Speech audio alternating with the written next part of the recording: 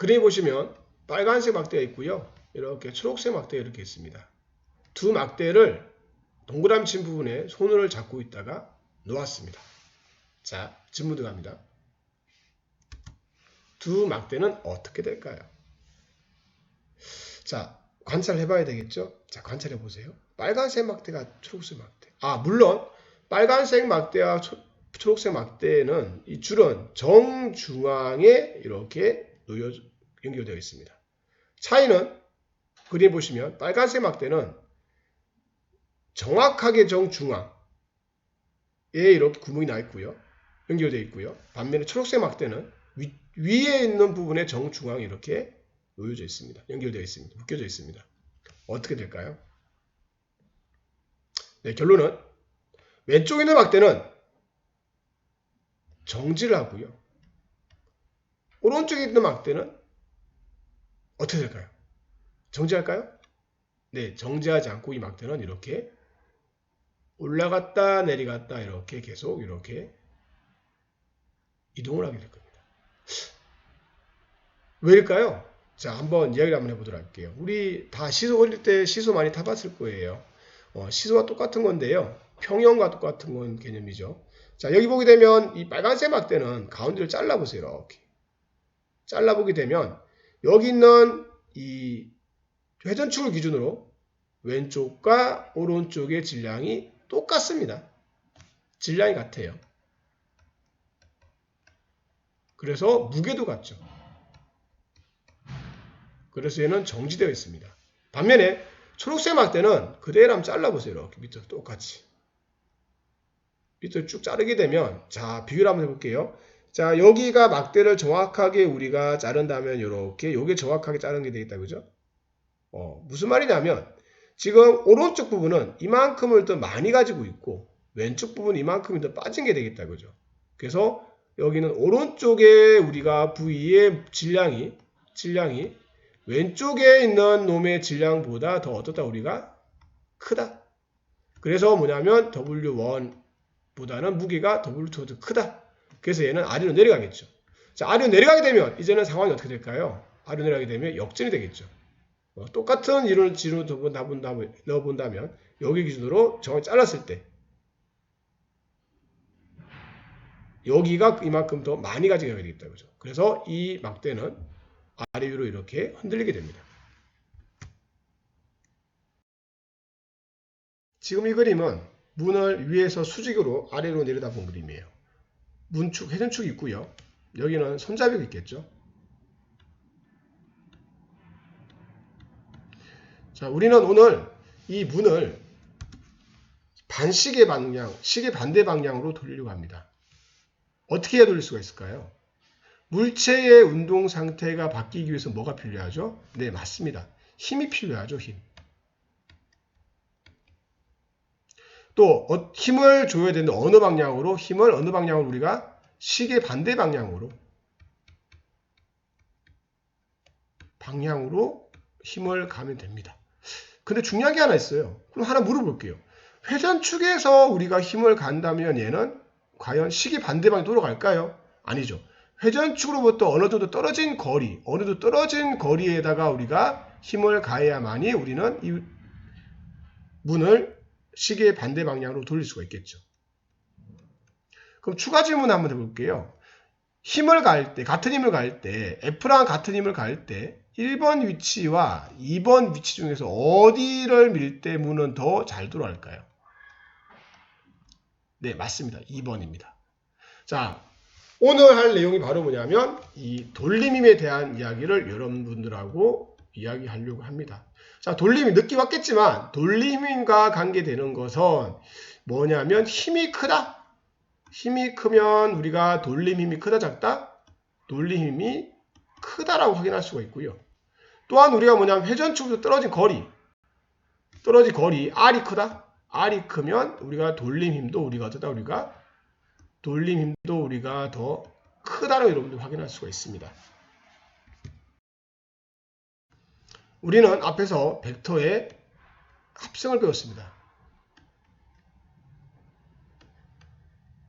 그리고 벡터의 차를 배웠죠.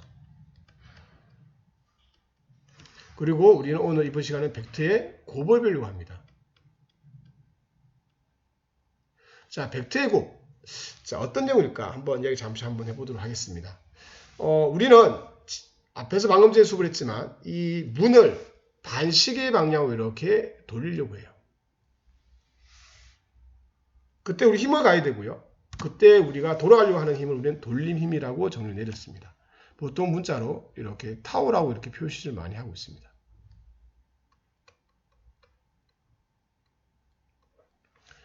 자, 이 돌림이 크기 위해서는, 자, 우리 문자 잠시 쓰도록 할게요. F가 크면 돌림이 크다. 맞죠? 그 다음에 R이 크면, R 중요한 거예요. 회전축으로 떨어진 거리, R이 크면 어떻다 우리가? 돌림이 또 크다. 자, 하나가 더 있죠. 뭐가 있냐? 만약에 이 세타가 0도라면 돌림은 0이 되겠죠. 언제 제일 잘 돌아갈까요? 맞습니다. 세타가 우리가 90도에 가까워지면 돌림이 크다는 걸 여러분 확인할 수가 있습니다.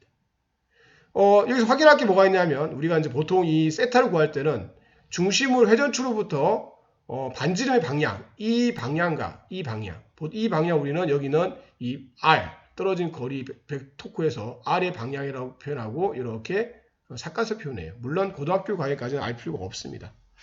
자, 그래서 반지름의 방향과 뭐가 힘의 방향의 기준점이 이렇게 같게 만든 이후에 그게 우리가 이루는 그 각을 우리는 세타라고 정의 내리고 있습니다. 그럼 이걸 우리가 한 번에 표현하려고 하니까 어떻게 되냐면 타우는 R, F, 사인 세타 넣을 거예요. 이걸 우리는 이 돌림힘의 크기라고 그러고요.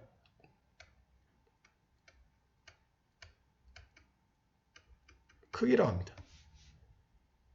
그러면 우리는 방향에 대해서 돌림 힘이기 때문에 토크는 얘는 벡터량이에요. 방향은 무슨 방향?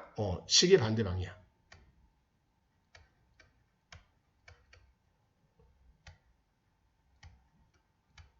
힘의 방향은 우리는 회전 방향 향으로 잡고 있습니다. 이거를 우리는 이제 나중에 대학 가면 배우겠지만 한 번에 쓴다면 타우는 R 크로스 F라고 이렇게 정의를 내리고 있습니다.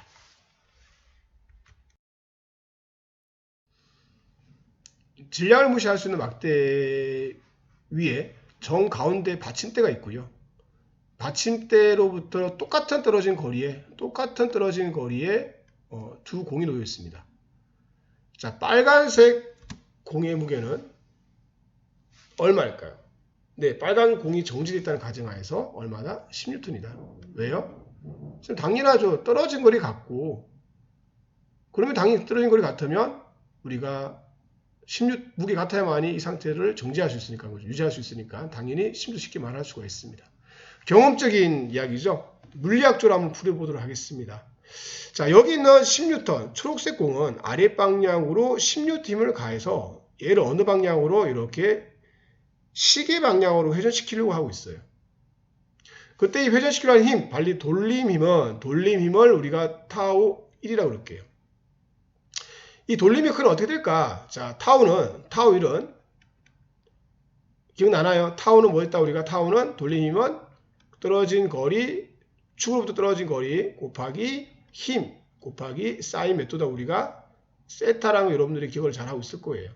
자, 집어넣습니다. 떨어진 거리는 모르니까 뭐라 두자 우리가 R이라 둘게요. R.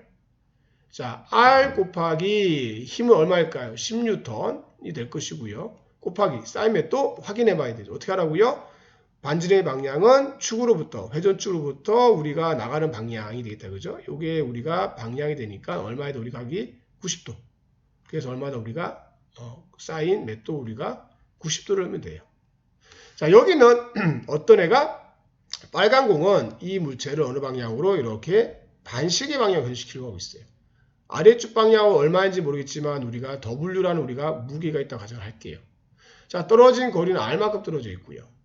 자, 마찬가지로 우리가 떨어진 방향은 돌림 힘의 방향을 확인하기 위해서 뭐가 필요하다? 우리가 R이 필요하고요. 이 세타가 되겠다. 그죠? R의 방향, 반지의 방향.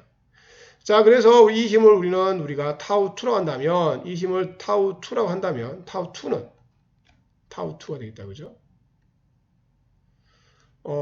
떨어진 거리가 R만큼 떨어져 있고요.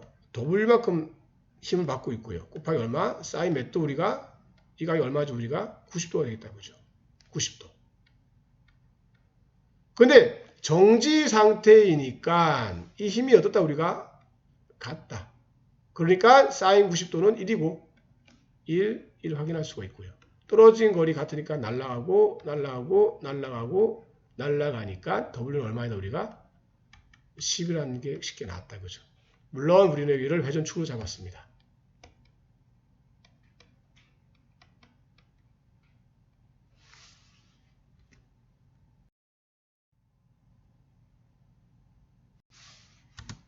이번 시간 우리는 역학적 평형에 대해서 이야기하려고 합니다. 자, 역학적 평형은 물체의 운동 상태가 변하지 않는다는 말을 하고 있는 거죠. 어떤 조건이 필요할까요? 네, 당연히 우리가 물체의 운동 상태 변하지 않는다. 중요한 말 배웠죠, 그죠? 뭐가 없다, 우리가 힘이 있다, 우리가 힘이 합력이 얼마이다, 우리가 0이라는 걸 배웠던 기억이 날 겁니다. 자, 그래서 조건 1은 많이 배웠던 물체 작용 합력이 0이다. 네, 이 조건 하나만 있으면 되죠. 어디에서? 물리학 원에서는 우리는 점입자에 대해서 이야기하기 때문에 이거 하나만 있으면 됩니다. 하지만 물리학 2에서는 점입자가 아니라 부피를 가진 입자예요. 그래서 물체 운동상이 바뀌지 않는 말은 두 가지를 갖고 있는 거죠.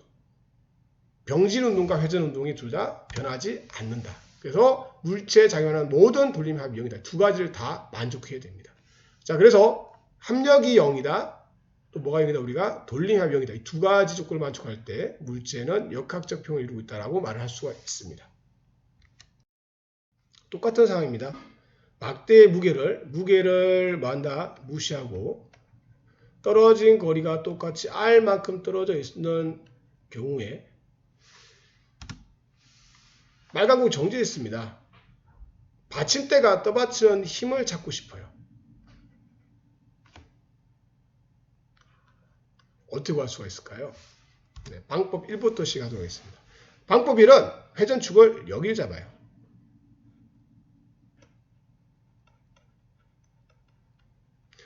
앞에서 배웠지만 물체가 정지되어 있다. 역학적 평형 상태로 보인다. 그죠? 그래서 우리는 뭐냐면 합력이 얼마에도 우리가 0이다. 그리고 뭐가 또 있다? 우리가 돌림힙이 얼마이다? 우리가 0이라고 여러분들이 확인할 수가 있어요.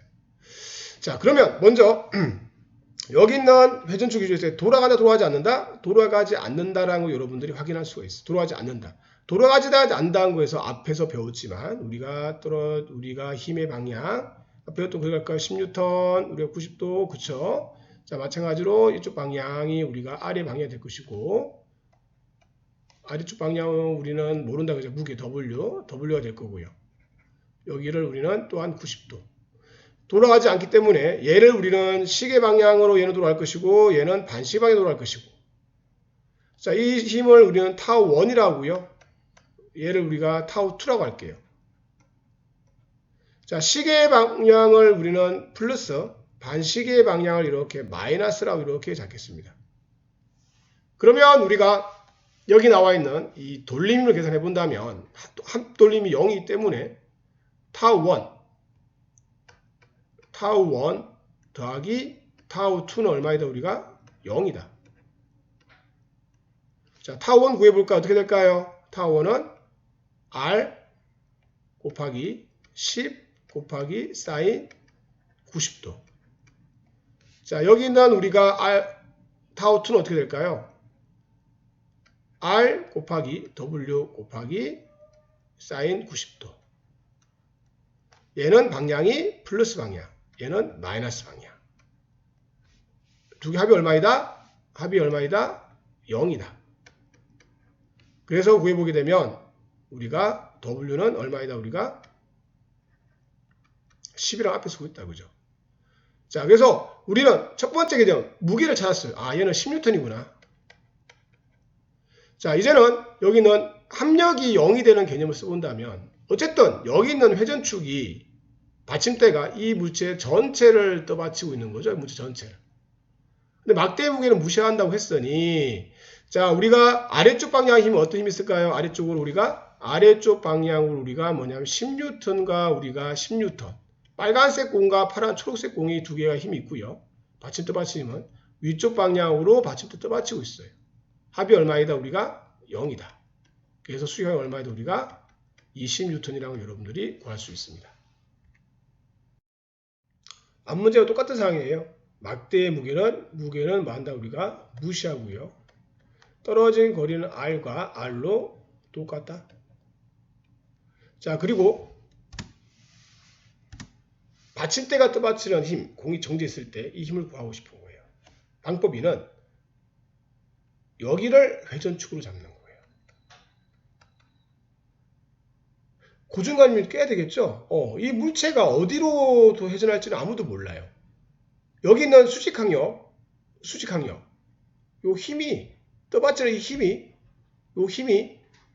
여기 있는 우리가 빨간색 공을 기준으로 회전축 잡는다면 얘는 무슨 방향으로? 반시계 방향 이렇게 가져가려고 할 거예요. 요 힘이 있겠죠. 타우 1이라고 할게요. 자, 그리고 여기 있는 초록색 공은 이 물체를 아래로 이렇게 누르고 있기 때문에 얘는 이렇게 시계 방향을 가려고 할 거예요. 얘를 타우 2라고 할게요. 자, 이번에는 좀 바꿔볼게요. 반시계 방향을 플러스 잡고요. 시계 방향을 이렇게 마이너스 잡고 한 문제 풀어볼게요. 정리되는 거거든요. 자, 그러면 타우 2는 어떻게 될까요? 타우 2는 나와 있는 것처럼 어떻게 될까요? 떨어진 거리가 얼마큼 떨어져 있다? 2R만큼. 2R 곱하기 무게 얼마? 누른 힘이 얼마? 10N 곱하기, 자, 각을 구해야 되겠다. 그죠? 각 몇 도? 90도. 수평이라고 한다면 사인 90도. 자, 타우 1 어떻게 될까요? 타우 1은 반시계 방향 플러스, 여기는 마이너스 되겠다. 그죠? 마이너스를 써줘야 되겠다. 그죠? 플러스 떨어진 거리 R 곱하기 힘, 떠받침 N 곱하기 마찬가지로 우리가 90도니까 사인 90도. 자, 그래서 우리가 두 번째 방법은 이 물체가 역학적 표현을 이루고 있으니까 이 물체가 회전하지 않는다면 돌림 힘이 0이라면 이 물체는 회전축이 정지되어 있으니까 0이라고 말할 수가 있겠죠. 자, 그러면 우리가 이걸 구하기 위해서 타우 1 더하기 타우 2는 얼마이다? 우리가 0이다. 그 계산 정리해보면 R 곱하기 N 마이너스 2R 곱하기 10은 얼마이다? 0이다. 0이다. 그래서 N은 얼마이다? 우리가 20N이라는 걸 쉽게 구할 수 있습니다.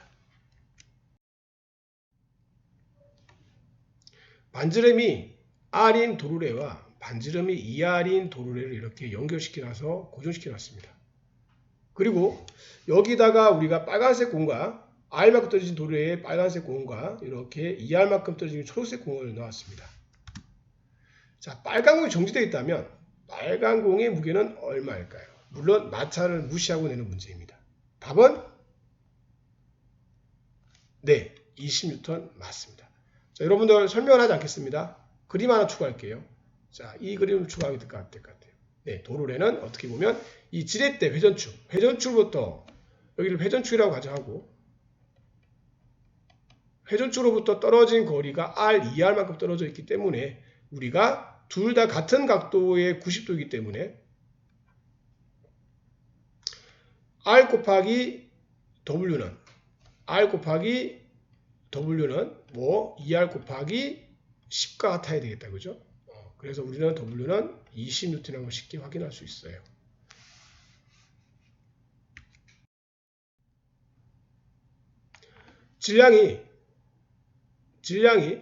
질량이 우리가 M인 나무 막대를 이렇게 받침대에 올려놨습니다. 균일한 밀도고요.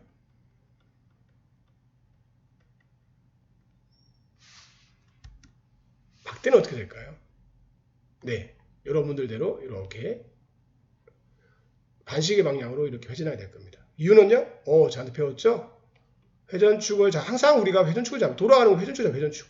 회전축을 여기를 잡았을 때 회전축의 왼쪽과 오른쪽을 비교하게 되면 왼쪽의 질량이 오른쪽보다 더 많다 그죠? 그래서 우리가 왼쪽의 질량이 뭐냐면 N1이 오른쪽의 질량 M2보다 크기 때문에 당연히 돌아갈 거예요. 자, 이걸 이렇게 접근할 수도 있지만 여기 있는 모든 것을 균일한 밀도의 경우에 이 문제들은 질량의 중심에 우리가 모든 우리가 무게가 가질 때 가정하고 질량 중심 중요한 이야기죠. 질량 중심. 다르게 말하면 무게의 중심 같겠다 그죠?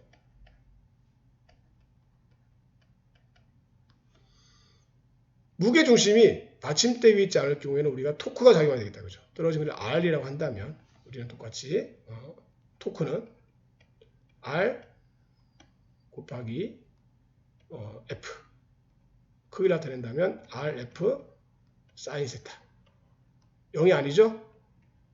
그래서 이 물체는 반시계 방향으로 회전한다고 말할 수 있습니다.